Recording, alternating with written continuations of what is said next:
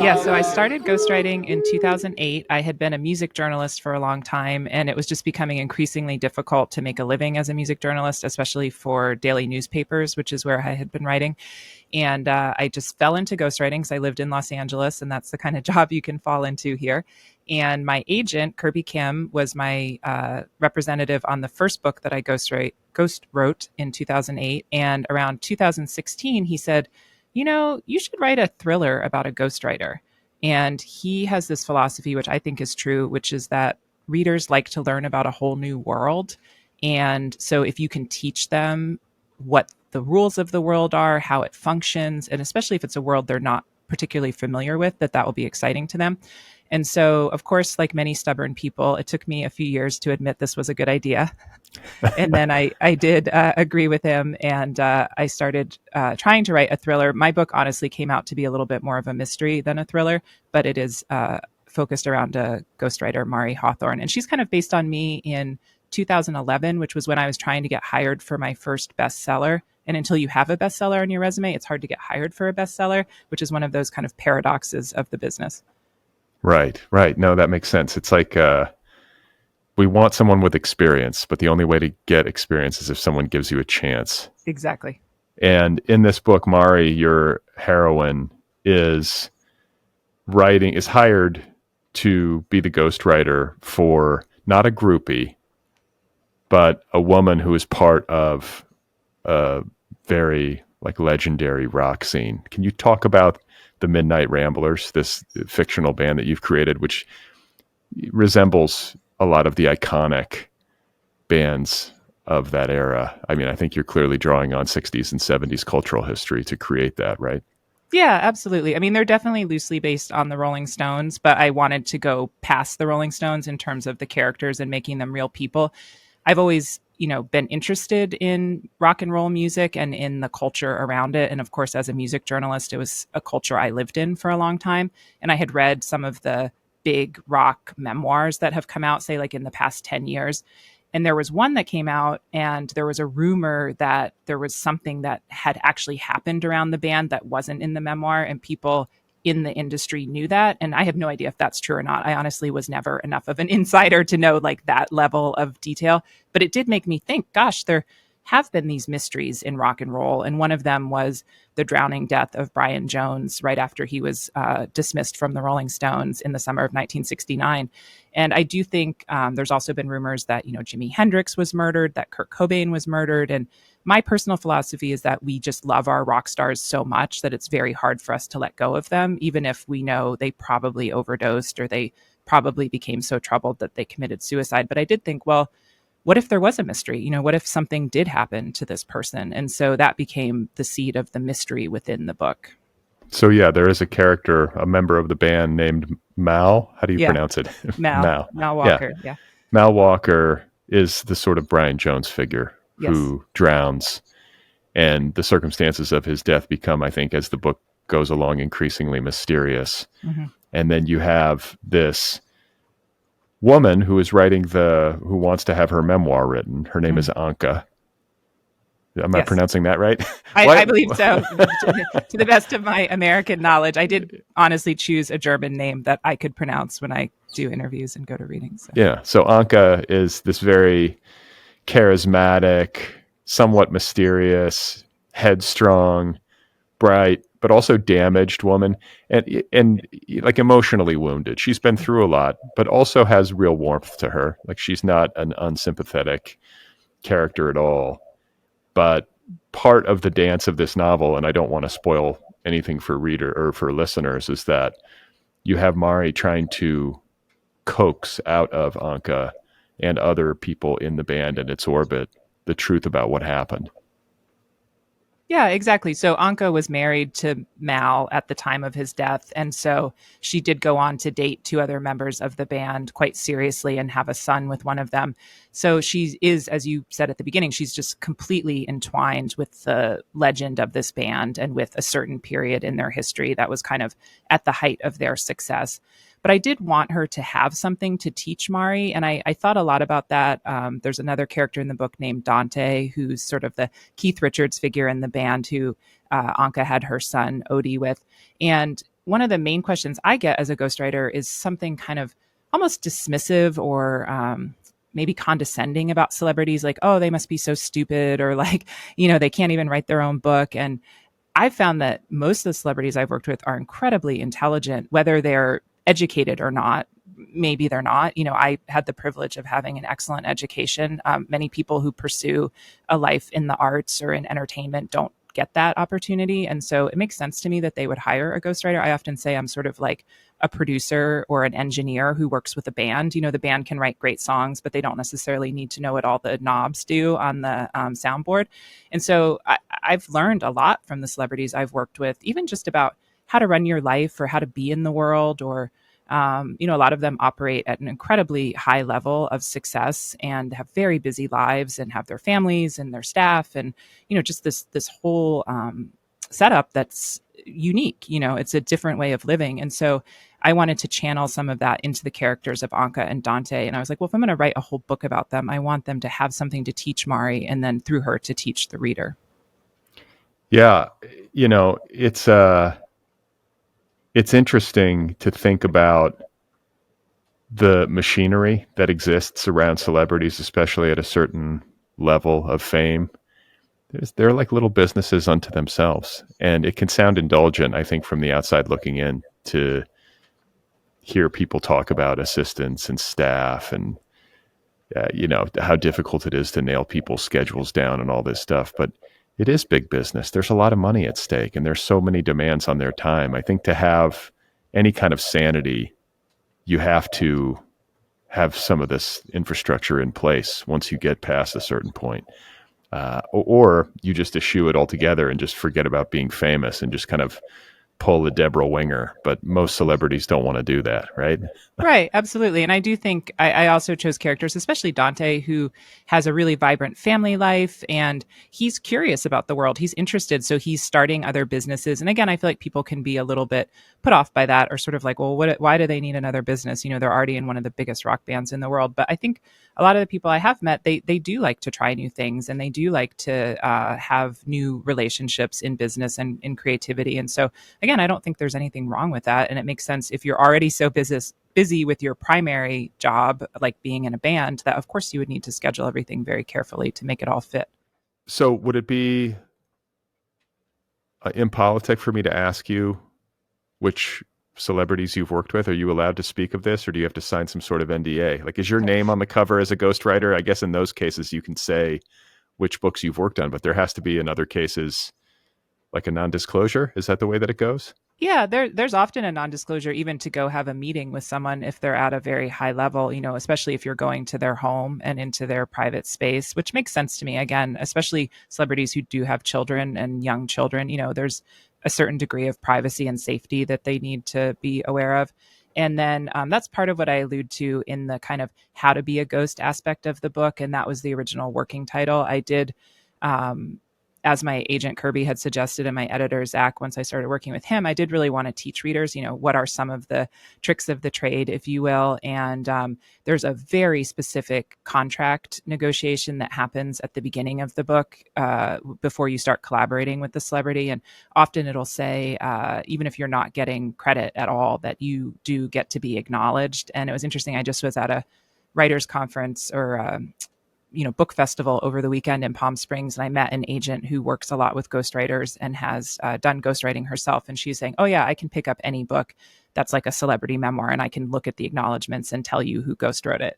But it's a little bit coded so that, people within the industry know, because really your goal is to get your next job more than to get credit, popularly. Well, okay. So do you usually work with celebrities? What kinds of celebrities? Who? Can you tell us names? Well, the first book I did was with Tila Tequila, who was a bisexual reality TV star. And I worked with her. That was the first book I did in 2008. And she was the first person who took a chance on me. And it was published by Scribner, which is, a imprint of Simon & Schuster. And my editor, Brant Rumble, was a great, very esteemed editor. He had actually edited Chuck Klosterman, who was a pop culture writer that I really enjoyed. So I thought, well, this is excellent. I'm going to get to learn book publishing from this incredibly talented and experienced editor. And I did. And Tila was very professional to work with, very pleasant to work with. I believe she's gotten into some personal trouble since then. I have not been in touch with her, so I can't speak to that. But at the time that we worked together, she was really great. And Brant was incredible. And I did learn a lot about publishing from that process. Okay. And then have you worked with rock bands, musicians like Mari does in this book? Not an actual like rock band. I've worked with pop singers and people who maybe are more performers than songwriters. It is my dream to do a rock and roll book at some point, and so I think perhaps we write novels sometimes to make our own dreams come true. And so I did put Mari into this world that, I have been in a world like this as a music journalist and as someone who, has been involved with musicians and been friends with musicians, but I've never had the opportunity to do the type of ghostwriting for the types of clients that Mari has. Okay, so any other client names that you can comfortably reveal? Well, there's one that I'm really excited about that does touch a little bit on music, which is I have a book coming out on April 9th, which I get a co-writing credit on. And so this kind of gets into the way that the attribution is discussed prior to the working relationship. So it's with Russ Tamblyn, who was a beloved actor. I mean, he is a beloved actor. He's still with us. And he was Riff in the original West Side Story and also was in the film of Peyton Place and, had worked with Cecil B. DeMille as a child actor in Samson and Delilah. And then he had his career revived in the late 80s by David Lynch when he became Dr. Jacoby on Twin Peaks, who was a sort of iconic psychiatrist with the red lens and the blue lens. And what most people don't know about Russ was that at the height of his career in the mid 60s, he became friends with a visual artist named Wallace Berman, and he dropped out of Hollywood and moved to Topanga Canyon. And his friends there were Dean Stockwell, who was his best friend as a child actor, and Neil Young, who had a house down the street from him and wrote after the gold rush there because they were actually going to write a movie together, Dean and Russ, and have Neil do the soundtrack for it. And although the film never came to pass, Neil really liked that title and so used it for his own music. So there's some great stories in there about them just collaborating, stopping in to see each other, going to the Corral, which was a great nightclub up in Topanga Canyon. And I loved working on the book because I've read so much about Laurel Canyon. I just feel like it's been covered almost to the point where I don't know how many stories there are left to talk about in Laurel Canyon and the type of music scene that was there in the late 60s. So I found this really exciting to find a pocket of popular culture and artistic culture that hadn't really been talked about before. Yeah, it's fun. And the world of rock and roll is particularly seductive. Like being in a concert venue in that, like those moments before the house lights go down and the band comes on stage, all of that energy, it has like an otherworldly quality to it. It's really a great escape. And I think about that when I think about bands in particular that make their living touring and are kind of always on the road. That's their entire reality practically. And I know there are downsides, right? The loneliness of the hotels and, the drugs and everything can get difficult to manage, but it's lovely. I can see how someone would want to write about that. And I can see how once you do get started writing about it, you probably don't want to stop. It's a nice place to be. Yeah, it is. And it's sort of it has a Peter Pan quality to it. You're not worried about, is there oat milk in the fridge when you're there. And so I do think that becomes, as you're saying, it's very seductive for those who are in that world. And then it can become problematic if they don't know how to return to any version of real life afterwards. But it was interesting. After I had finished a complete draft of the novel and gone through copy edits, I had always known that Mari was sort of based on me, well, very much based on me. And I realized one day, I said, oh my goodness, I think Anka is sort of based on me too. And I had published a memoir, which I know I came on your show when my memoir came out in 2015.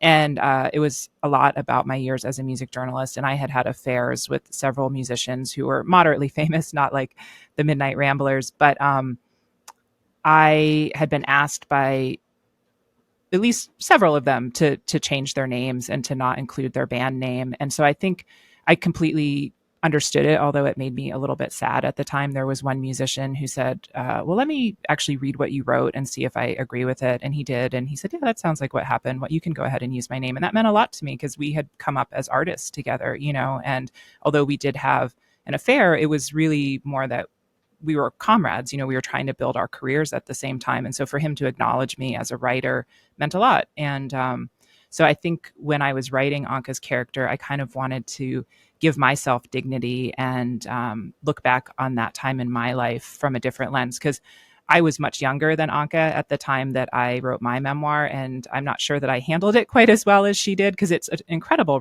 responsibility to be in charge of someone else's story, even if they're only overlapping with your story a little bit. And I don't think I had the maturity at that time to realize that. And so writing Anka gave me a chance to go back and think about the best way to handle it if you actually care about a person and you care about the community that you were in when you were involved with them.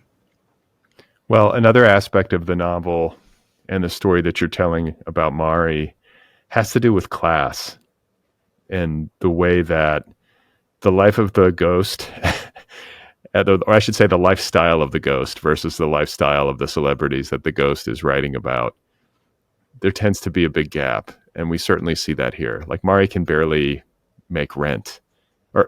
Mari can barely make rent. And yet she's hanging out with these celebrities in their opulent hotel suites and flying around on small planes and staying in the desert. And they all have places in the desert and swimming in their pools and all this kind of stuff. So that's an interesting space to explore when it comes to celebrity journalism, because journalism is such a fraught profession these days, right? Yeah.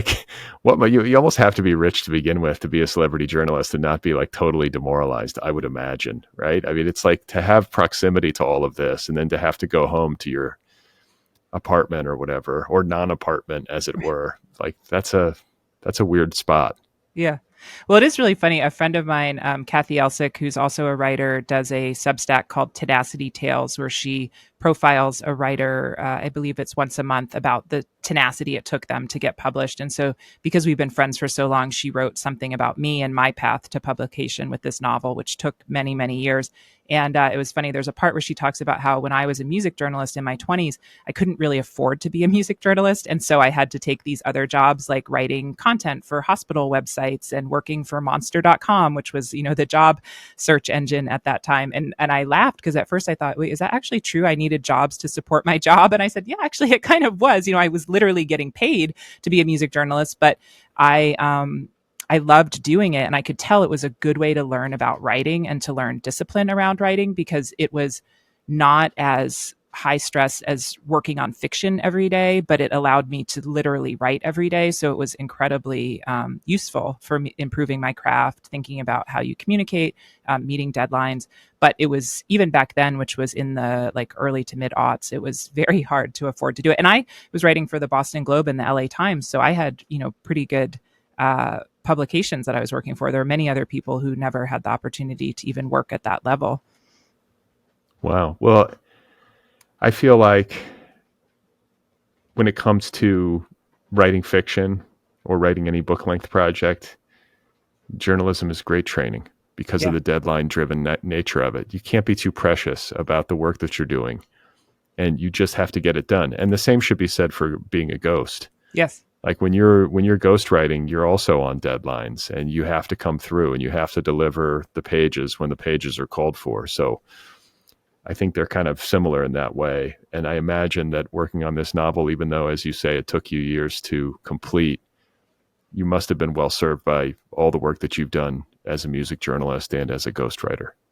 Oh, completely. And by the time I wrote this novel, I started it in June of 2018 and sold it in May of 2022, and probably went through about 11 or 13 drafts during that time. And each draft was a different friend or my agent or his assistant, reading and giving me substantial notes. And so I had extreme discipline at that point. And much of the path that took a very long time was the 3 other novels I have in a drawer that, either weren't, my agent didn't think they were ready to go out, or there was one novel, my first novel, which was called Because the Night, where another agent really thought it could publish and have a chance, but that it would be very small. And they wanted to have my ghostwriting as well in order to sort of justify taking me on as a client. And I was feeling really loyal to Kirby and also had found this relatively great way to make a living compared to being a novelist and being a music journalist. And so I opted to stay with Kirby and to not publish that novel at the time. And so, I mean, it's, another fork in the road. I could have chosen differently, but I'm very happy with how it turned out in the long run. So your agent Kirby represents your fiction and your ghostwriting career, like both? He does. And so he was always very supportive of me in that he knew how important my fiction was to me. And he's a very good agent. He has, very excellent writers in his stable. And he always said to me, I think it's really important what your first novel is. And he didn't feel like those novels would set me up to have a career as a novelist for a variety of reasons. But he always said, well, if you, want to pursue your fiction, because I know how important it is to you, you have my blessing and you're welcome to show this manuscript to someone else. But I would need your ghosting. And at that point, he was working at Endeavor before they merged and became WME, with William Morris. And so he had access to incredible celebrity clients. And I like him. He's smart and thoughtful and, just gives really good advice. So I definitely made the right choice there. So how do you now that you've got some traction and you've done multiple books and you've ghostwritten multiple bestsellers, how does it usually unfold? They come to you or you go to them? Is it like, it feels like it's some small pool of people out there who are doing this work as ghostwriters. And once you reach a certain echelon, it probably gets easier, but it certainly doesn't seem that way in the book. Mari feels like someone whose livelihood is pretty precarious. It's, she's kind of leaping from lily pad to lily pad and hoping for the next job. Yeah, that's very true. And as I said, I purposely wrote her kind of based on my experience in 2011 when I had only been doing it for 3 years, because I wanted her to have space to grow as a character, both emotionally and also in terms of her career. And one of the first steps you have to get to as a ghostwriter, which I had done by 2011, was to have your name on a list that's approved authors, or the celebrity is called the author in the contract and the ghostwriter is called the writer. And so big publishers like Simon and Schuster will have a list of writers that they give to the celebrity/author and say, well, we would like you to interview these writers and pick a writer from this list, because we know that, they have the chops to finish a book. They're going to meet the deadlines. They know how to work with the editors. And so I had reached the point of being on one of those lists. But as I said, I had not had a bestseller yet. And so I did have a client in 2011 who chose me over the other writers on the list, even though I didn't have a bestseller. And that book was my first bestseller. And so it did really change the course of my career. Why did she choose you? You guys just hit it off? We did. And actually, there's a scene in the book, which was based on my own experience. It's the first scene in the Polo Lounge, and there's a psychic involved. Okay. That happened? Yeah. I was going to say, because I can imagine it being fairly nerve-wracking to have to go interview for one of these jobs where you're meeting a celebrity in the Polo Lounge at the Beverly Hills Hotel? Yeah. Or you're going to their house, some mansion in the Pacific Palisades or whatever it is, and you have to kind of do a job interview. Like, job interviews in general are nerve-wracking, but when you add in the celebrity factor, and I can imagine that being overwhelming. Yeah, and it's, especially once you reach a certain point, it will be your income for, 6 months, a year. So there's so much pressure on that first meeting. Part of it is about your experience, but part of it is just a personality connection, because you are going to be working with them very intimately. And so you do have to have some sort of a rapport, and they do have to have a sense that they could talk to you about stuff that sometimes is very upsetting, very personal. Maybe they haven't shared it before. And, it's funny because at the time I went on that interview, which I used as the basis for that scene at the Polo Lounge, I had this old Honda as the character Mari does. And I was too embarrassed and probably too broke to go through the valet, so I parked around the block from the Beverly Hills Hotel because I didn't want anyone to see my old beater. And, as Mari talks about, I think I splurged and got my hair blown out and got my nails done, because that's sort of a business expense in LA. But I was wearing the best kind of J. Crew blazer or whatever it was that I had, to try to look cool, but professional and go into this lunch at this very fancy restaurant. Well, I mean, God, that's like now I'm thinking about cars and clothes and all that kind of stuff. Like when you're doing, especially celebrity ghostwriting, it's almost like you got to do the sort of things that like realtors do. You have to have a nicer car. What if they see your car and they don't like your car? Then it'll diminish their confidence in you or something, like, right? Yeah, I mean, it's a dance. It's funny, and of course, there. I think many celebrities came from a not prosperous family, and that was part of their story and why they have a book they want to talk about, or a story they want to talk about in a memoir. And so I think even someone who's become very wealthy is not unsympathetic to the fact that you're not as wealthy as they are. And it might also be weird if you rolled up in like a Ferrari. They're like, "What? Well, Who are you?" I was going to say, you now drive a Ferrari, don't you? Now that you're, Having been in one of my clients' Ferraris, I think I would actually get a Porsche would be my choice. But I mean, the Ferrari was gorgeous, but we were getting photographed by people on the 101. They were like, because we had the top off. And so, people were looking down into the Ferrari from their cars, which were higher, and like taking pictures of us. And I don't think I would want that for my everyday life. who was the celebrity in the I Ferrari? can't Can you tell say? you. You can't say. Would I know this person? Maybe. I mean, that's the other funny thing is some of these books do have a shelf life. And so at the time that I worked on it, we do try to get them out quite quickly based on what is happening in that person's public life. And so I might have to actually explain it to you or explain them to you like 9 years later, right? Would you still remember them in the rather short cycle of pop culture life that we have these days?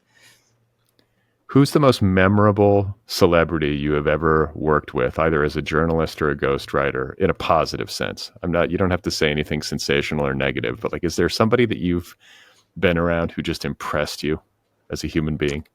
Yeah, I mean, so many of them have, and like I said, it's not. I'm not pandering. I'm not just trying to get my next job. Like people have to exist at a very high level to keep this type of lifestyle going. And there are people who do develop substance issues, but most of them get sober at some point. Again, it's very difficult to just keep working at this level if you don't have it together. And so I've witnessed people just be incredibly on top of things, but also, and I say this, there's a moment in my memoir where I write about meeting Bono at an Irish bar in Boston. And he was one of the only like actual rock stars I chose to put in the book. And he was at my sort of mentor's retirement drinks in Boston because U2 had played that night. And my mentor, Steve Morse, had given them one of their first positive concert reviews in the States when they were still an opening act. And so they were very loyal to him because they knew how important that was for getting their career launched here.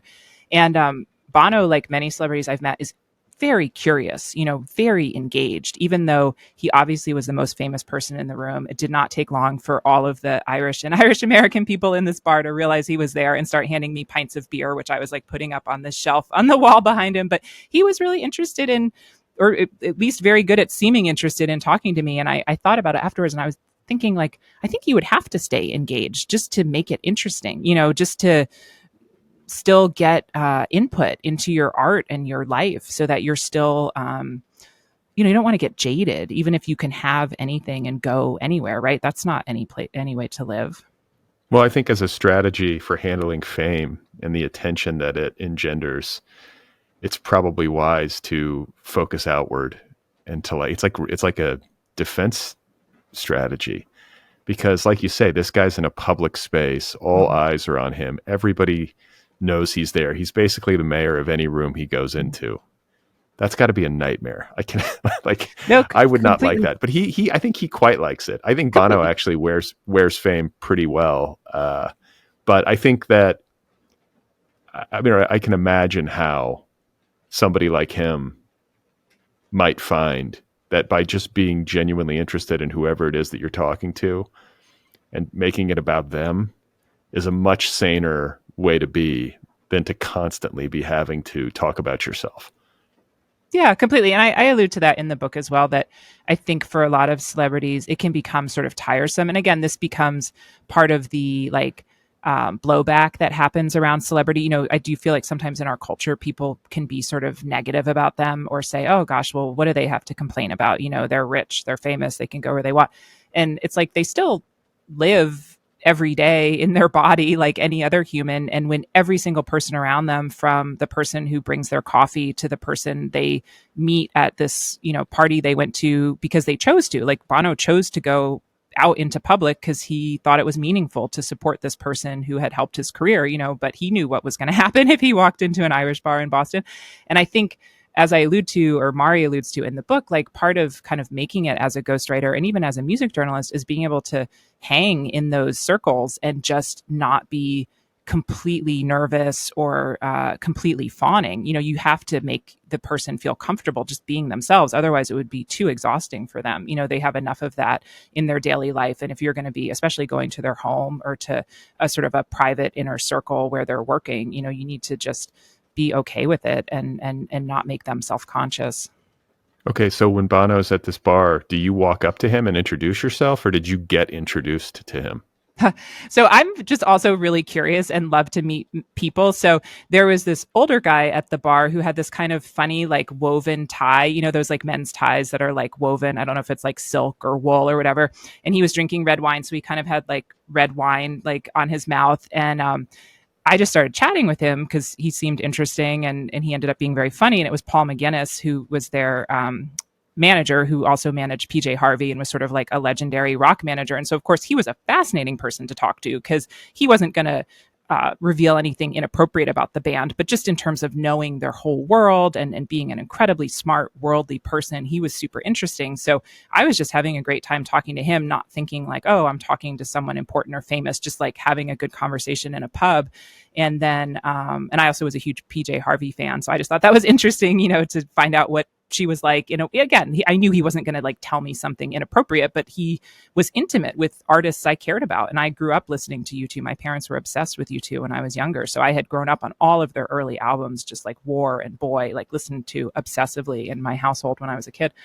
So then Bono saw his manager and came up to talk to us. And then my mentor, Steve Morse, came up and said to Bono, oh, this is Sarah Tomlinson. She's my protege and someday she'll be interviewing you. And he said like, oh, I look forward to that. And so it was a nice moment. And it did feel as genuine as a moment like that can be, in that we were all people who, were in the same world and liked each other and knew each other. And, I think my mentor was genuine in saying that. Yeah, no, that's the best possible scenario for any kind of an exchange with somebody as famous as Bono, is to be talking to one of his intimates in a genuine way, and then to also have yourself like vetted in the moment by somebody he trusts.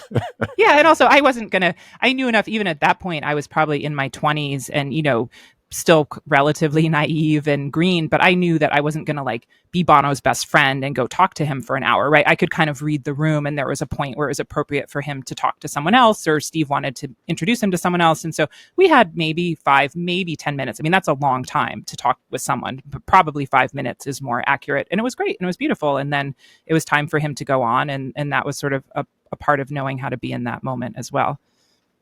Well, it's interesting. Living in Los Angeles, you see celebrities like fairly regularly. Like, it's going to happen if you're here for, any number of years. Eventually you're going to start to see people, right? Unless I guess you never leave your house. But there are certain people who are good at being famous. Yeah. They can handle it so well. The person that always comes to mind when I think about this is Charles Barkley. I don't even know if you know who he is. He's a basketball player. Yeah. Now he's like a sports, TV celebrity or whatever. He covers basketball for TNT. I've been in a room with him, and he was just having a great time. He'll talk to anybody. Yeah. He's so approachable. I guess he probably was drunk when I was seeing him, so maybe that was part of it. But I've heard this more than once about him. It's not just my experience. It's corroborated by so many casual observers and other people in the media. It doesn't stress him out the way that it stresses certain people out. There are famous people for whom being famous is a real labor. It's really hard. They're more shy. Charles Barkley's not shy. I think he also just sort of gets it. Like, this is great. Like, I'm rich, I'm famous, people know who I am. He's having fun with it. Yeah. Like, I don't know. There's something admirable about it, and maybe even enviable, because I don't know if I were famous, if I could handle myself like him. But I really liked the way that he was so open to being approached. He wasn't standoffish. Mm-hmm. Anybody could have a photo. He'd shake anybody's hand. He'd talk to them. He was having a good time with them. That's the way that it seemed. Mm-hmm. I imagine you've probably been around a variety of different kinds of famous people in terms of their relationship to celebrity. Yeah. And I do think some people love to act or love to make music or love to be an entrepreneur, and fame is sort of a part of the apparatus of that, and they may be uncomfortable with it, but they understand it sort of goes with the business aspect of it.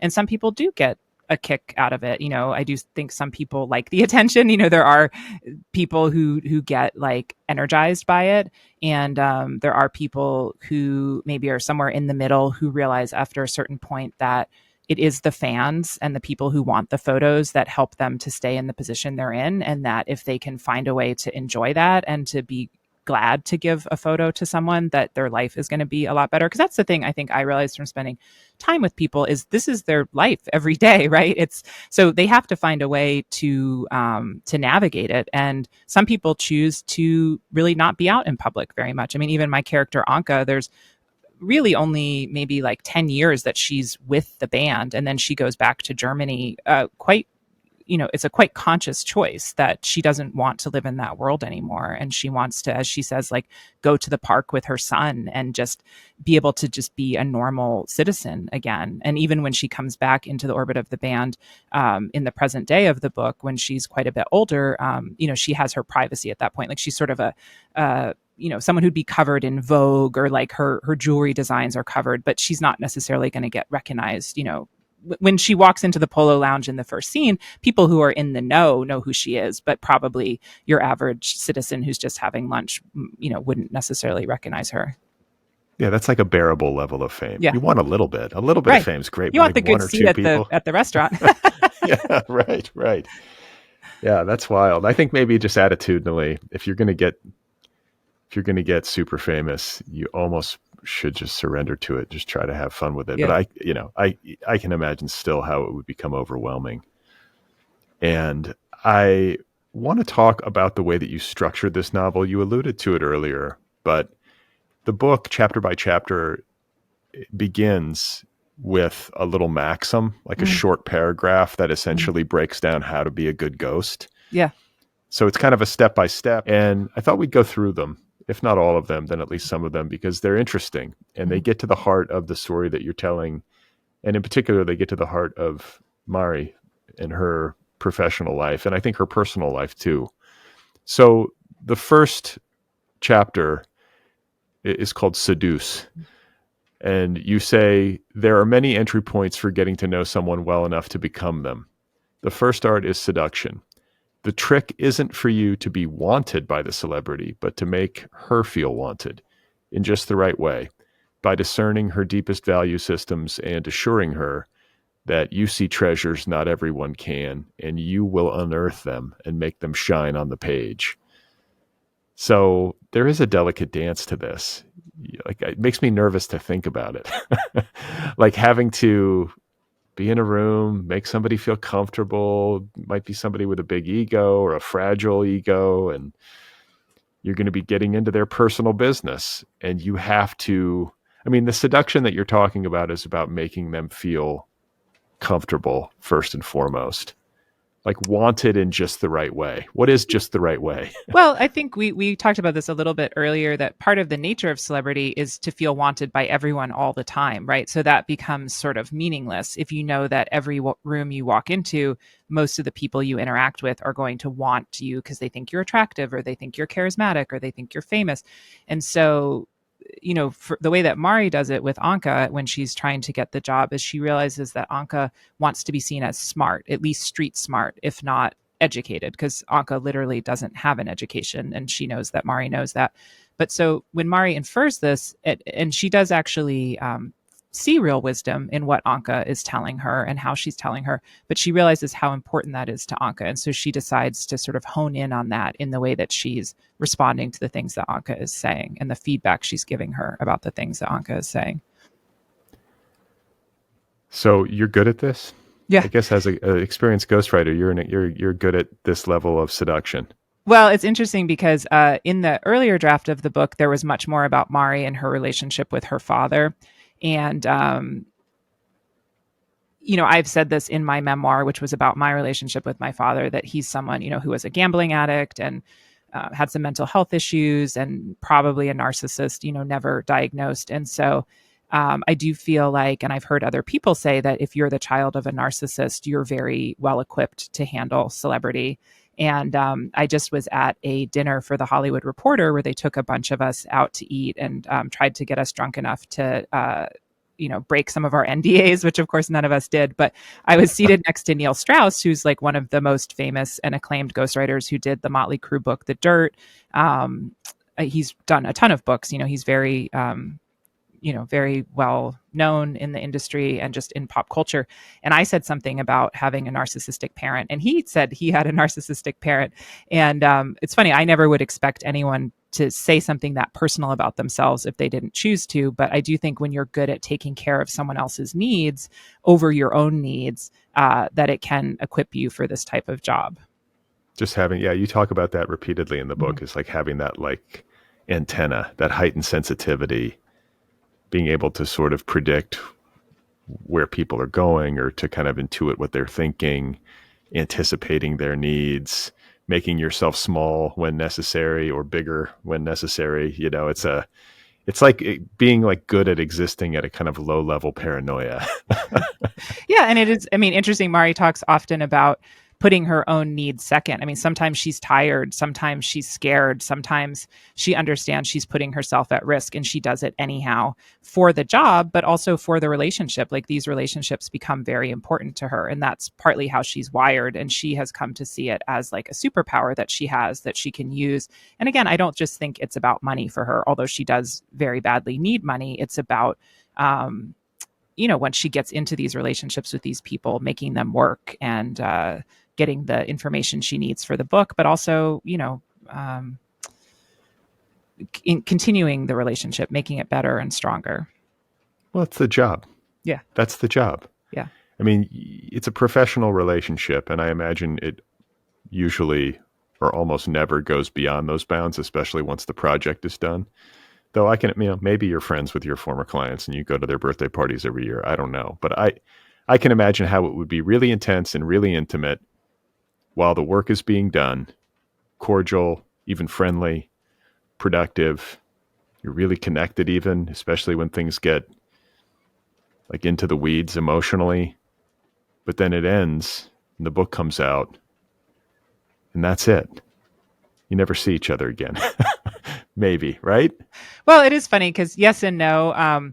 I do, though, run into my former clients sometimes going to other events, with a new client or to pursue a new job, because you do kind of get in that world, and certainly not at the high level of the celebrity, but it's the world of the job. And so I have run into people, years after I've worked on a book with them, and it's always warm and nice as it is to see a former colleague, and then the people that I've become closer with are more, sometimes I will edit a book with a celebrity or public figure where they've sold the book, and they do have an editor, of course, at the publisher, but they realize they want to write it themselves rather than having it written for them or with them. And so they need like a very intense edit, like someone to work with them on a weekly basis where they're giving me rough drafts of the writing that they're doing. And I'm talking with them, well, how do you make a scene, or how do you decide what is in scene and what is summarized in prose? And so when I work on those types of projects, they often take much longer. And so we do often develop a more personal relationship. And also it's meaningful for them to write it themselves, right? And so that they respect the fact that I'm taking them seriously and kind of giving them like an informal writing lesson. So who's your best celebrity friend? Who's your best pal? I became very close with Katie Sagal, the actress. She did write her own book, and it took her about 3 years to do it. Not, and again, people can say, oh, 3 years, what was she doing? Well, she was filming Sons of Anarchy, which was an incredibly successful and critically acclaimed show. And so there were times when she would be off on location or just not have the bandwidth to do her own writing. But then she would come back, and it was a book of essays called Grace Notes. And she had this incredible life, in Hollywood. Her dad was a TV director And, her best friend in college was Paul Rubens, Pee Wee Herman. She got discovered as a singing waitress by Gene Simmons, who was one of her first boyfriends. And he took her to sing for his, I forget if it was his A&R person or someone at his label when Kiss was first starting out, and they signed Katie's band. That was what she really wanted to do in the beginning of her career, was to be a rock and roll singer instead of an actress. And so all of that is in the book. But because we did work together for 3 years, we became quite close. And she's just an artist. She's just a cool person, and of course, having been Peg Bundy for, I think it was 11 seasons, she's incredibly famous. I mean, that is one thing you learn too, like TV fame. People who are on TV, especially for many, many years, are just visually recognizable to the average citizen at the grocery store in the way that a lot of other people aren't. So I have noticed that just from sitting out, say, at cafes or restaurants with my clients, that the people who have been on TV are often the ones who get recognized the most. Interesting. Yeah, I guess that makes sense. They're there. They're in people's houses. It's so intimate. Yeah. So the next one I want to talk to you about is insinuate. Mm-hmm. And we're kind of going to be overlapping here, but deferential but normalizing, you write. It's a skill. Wear flats, as the client is probably short. It's a rule, especially when meeting a man. Always flirt as much or as little as they do. That goes for men and women. Be genial, but slightly less so to the support staff. You must be confident enough for both you and your celebrity on the days when their darkest stories make them doubt themselves. So this speaks to the delicate nature of this dance and a kind of behavioral performance that you have to be able to consistently maintain, especially in the early going. I think once you reach a comfort level with somebody and get to know them. But this is the same sort of thing that people interviewing for any job have to do. I think it just might be a little bit more loaded in some of these scenarios. It's always been a challenge for me because there's a performative aspect to it, and it's transactional, and it's like a yes or a no. Like, how do you manage your nerves in these situations? I think it just helps that I have done it so much at this point. I do think too, not to get in the weeds on my relationship with my dad, although I do in my memoir, he was someone that I only saw about 8 times as a child. And so I had these very high stakes meetings with him as a little kid, and I learned how to make those work. And I had terrible nerves when I would see my dad because I saw him so infrequently. So even from the time I was, 5 or 6 or 7 or 8 years old, I kind of learned how to do this. And you can tell if you're doing it well. And so that may seem transactional, but it's also not. It's human interaction, right? It's if you really break it down, that's how human interactions go, right? We want to have a positive impact on the person we're talking to, seducing, in business relationship with. And so, yeah, because Mari is essentially breaking it down to like a frame by frame, experience in a way that your average person wouldn't think about it. I can understand why it would seem transactional, but I don't think she is a transactional person. Yeah, but I mean, it's just inherently transactional. Yes. It's a job interview. Have you ever screwed it up? Have you ever gone into one of these and just choked? I'm sure I have, and I certainly haven't gotten every job I've gone up for. I think it is hard too because, and this may be, I have to admit, I can't remember the order that all of the how-tos go in now, but I think Mari does talk about this later in the book that like, while you want to be very deferential and to know how to read the room, you also have to come in with this confidence and with this sense, like, I'm the only person who can do this job. There's a reason I'm here above anyone else. There's a reason you should hire me above anyone else. And so that is a bit of a dance too. And I think perhaps if you seem too deferential, especially to someone who has a very strong personality and is very successful at what they do, they may not respond that positively to that, right? They don't want just a yes person. They want someone who's going to make sure their book is really good and taken seriously. One of the things I noted repeatedly was the intense amount of work that it requires to be a ghost, at least on the pages of your novel. Yeah. I don't know if this squares with your lived experience of it, but the turnaround time for a 75,000 word draft is like what, like 8 weeks? Well, so I did do a book. The first book I wrote that was a bestseller. I had a 6 week deadline because there had been obviously the book had been under contract for longer than 6 weeks, but some other things had gone wrong leading up to me being hired. And at that point, early in my career, I was doing all my own transcription because there weren't these transcription services that are as readily available and as affordable as they are now. And also, the first bestseller I wrote had some very sensitive material in it, and the client just was paranoid, and possibly rightly so, about it falling into the wrong hands. And so part of me convincing them to hire me when I had never done a bestseller before was to say, I can do it in 6 weeks. I'm going to do all the transcription. We ended up having to get a 2 week extension, but I did hand it in 8 weeks. And then, of course, we edited with our editor, but it came out very quickly. It was a bestseller. And I don't know that I could physically do that anymore. I mean, I was going to say, that's intense. Yeah. Yeah. And at the end, I was only sleeping 6 hours a night. Like I literally would sleep from like 12, midnight to like 6 a.m. I'm a runner. So I would get up and go for a run. Then I would probably be at my desk by like, I don't know, 7 and work all day. And then in the evening, I would normally go for a walk, just to kind of clear my head, and then go back and work some more. And then kind of at the end of the day, I would do my transcription, right? Because you can't write. I can't at least write for 12 or 14 hours. So I would do my like thinking work in the morning when I was fresh. And then I would still have to, which Mari does in the book, she's like transcribing at night when she's tired because she still has to get that work done. And it's really funny. I have a dear friend who's a ghostwriter as well.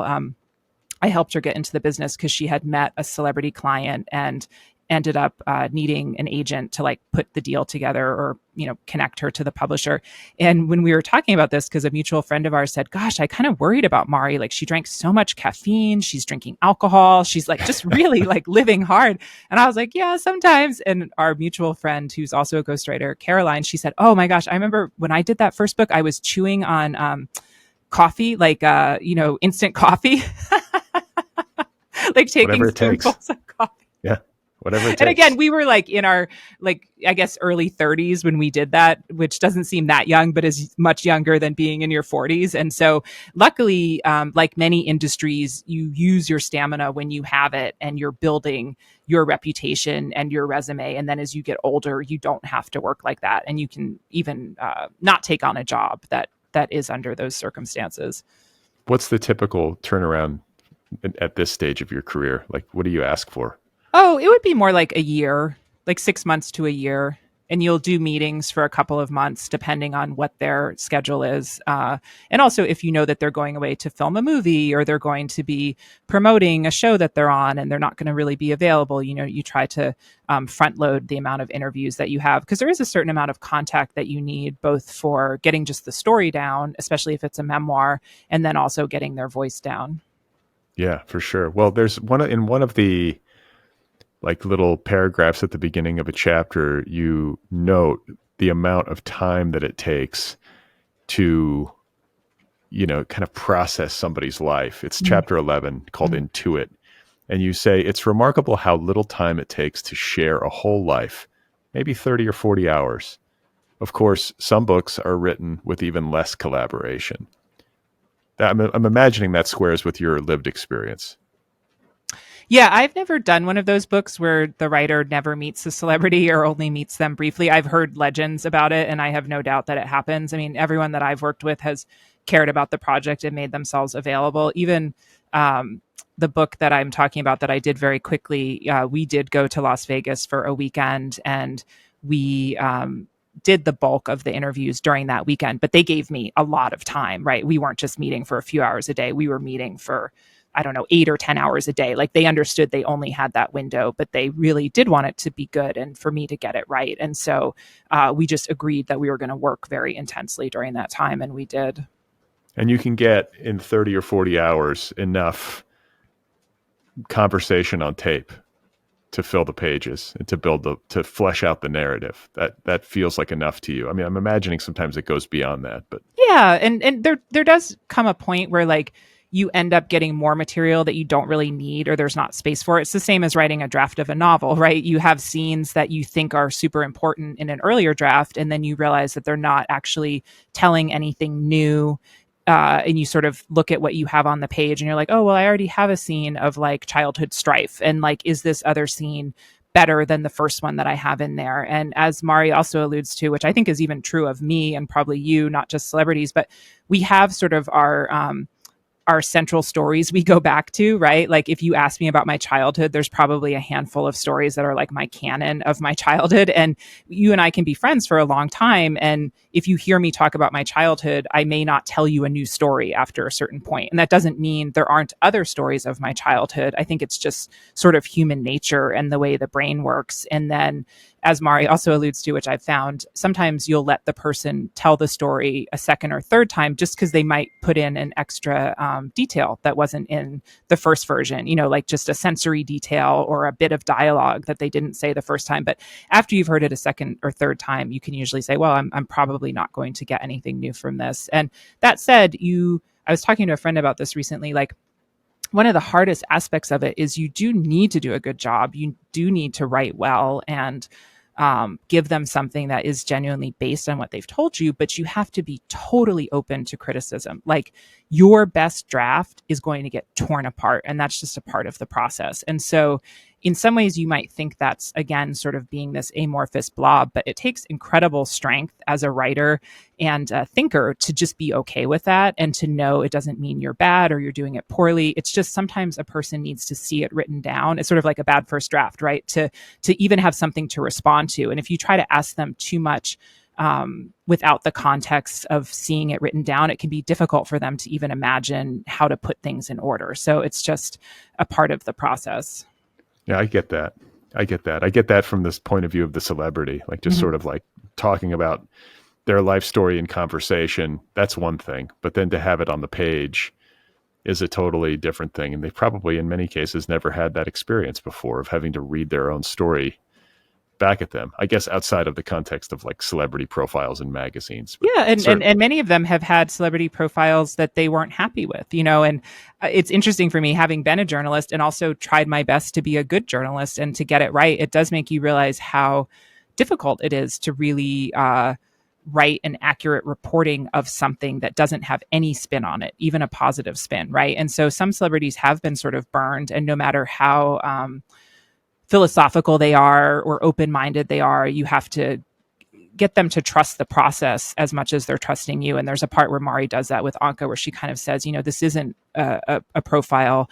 Everything that we create together, you own. It's your story. We're going to decide what goes in together. And I have had that happen. And I don't think it means the book wasn't a tell-all or wasn't successful. There might be some things, especially if there are children involved, that they just decide it's not important enough to include, right? Like they're not going to betray the privacy of their family for a certain thing that you don't necessarily need in there to get the point of what they're trying to say.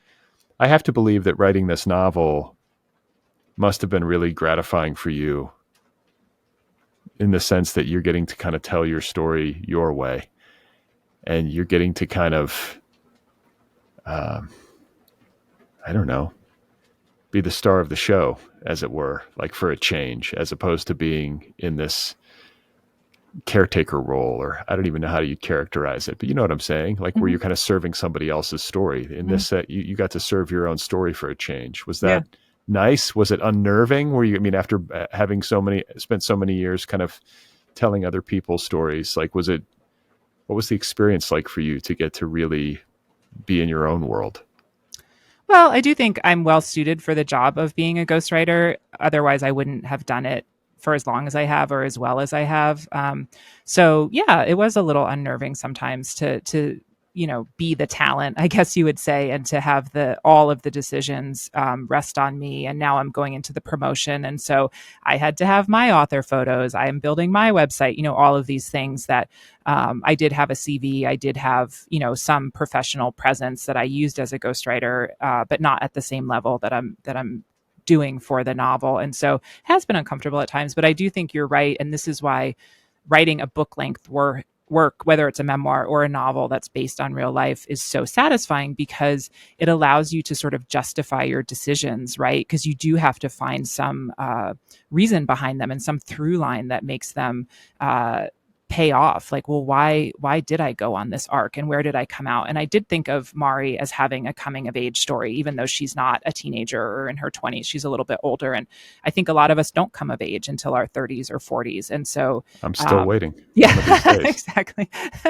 And so it was very gratifying. And on the flip side of that, some people have said to me, well, I wouldn't say they're dismissive of my life as a ghostwriter, but it's been sort of difficult for them to understand it and how I could do it and be comfortable in that role and still feel like, as I've said, I had professional status and had a spine and had an ego. And so it was really gratifying to get into that and hopefully to show people the whole spectrum of the experience. Yeah, I think it's an unsung profession. Kind of partly by design. It has to be, right? You have to be willing to sort of live in the shadow of the client. That's the nature of the job. But I think it's also unsung in the sense that the nobility of that work is underappreciated. Helping somebody tell their story is a cool thing to do. Yeah. And it's not an easy thing to do either. Right. Especially on deadline. Yeah. So kudos to you for doing it, so well for so long, and then finding a way to also write and publish a novel that brings readers into this world and makes it human and dimensional and real and fun. Let's be honest. It's also fun to be in Vegas with Dante, right? The rock star. That's the point. Yes. Yeah. Yeah. Well, it's great to talk to you, and I'm happy for you. Congratulations on the book. Best of luck with it. I always ask people at the end if they've got something else cooking. I'm imagining you've probably got ghostwriting jobs in the works, or are you working on another book of your own? Well, I was lucky enough to actually place 2 books at Flatiron. They bought a second book on a verbal pitch that I did. And so that book is called Occupancy. And it's also a literary fiction book that has a mystery at the heart of it. And it's about a woman who takes her divorce settlement and uses it to buy back a family home that had been her grandmother's, and she turns it into an Airbnb as a way to keep the property in the family. And I do have an Airbnb. So there's a lot to get into there about how it's changed our culture, changed the way we travel, changed the way we interact with other people. And so I'm having a lot of fun working on that. I'm about 2/3 of the way done.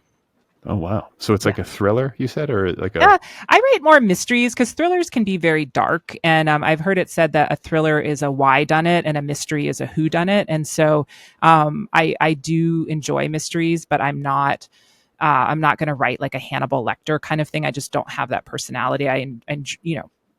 Honestly, I'm afraid of the dark, so I can't get too dark in the stuff that I write or consume. But I do love mysteries. I read, Agatha Christie and Nancy Drew when I was little, and now I'm in the crime writing world, which is an incredibly welcoming and lovely world. Like Steph Chaw was someone who was so great to me, such a mentor. Lots of people in LA and around the country have really helped me to gain a foothold in the world. And I love it. I'm glad to be among great writers and thinkers and people. And so that's, I think, the path I'm on, at least now as a fiction writer. An Airbnb mystery. Yeah. Be like, who flushed 600 baby wipes?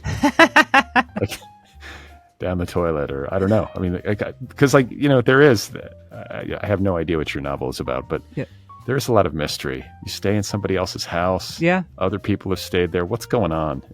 I think about this with hotels too, but there's something about a house that's even more intimate, right? So I will look forward to it. Excellent. Congratulations to you. Oh, thanks, Brad. It's always great to spend time with you. I really appreciate all you do for the literary community. So thanks for having me on.